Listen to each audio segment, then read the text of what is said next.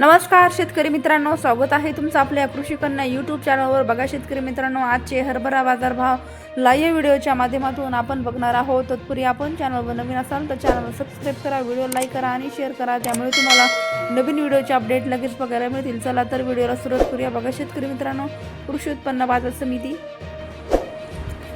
शहादा आवक आलेली 13 क्विंटल, किमान दर 5875 रुपये, कमाल दर 6450 रुपये, सर्वसाधारण दर 5899 रुपये। पुढील बाजार समिती पुणे आवक आलेली आहे 44 क्विंटल, किमान दर 6200 रुपये, कमाल दर 7300 रुपये, सर्वसाधारण दर 6750 रुपये।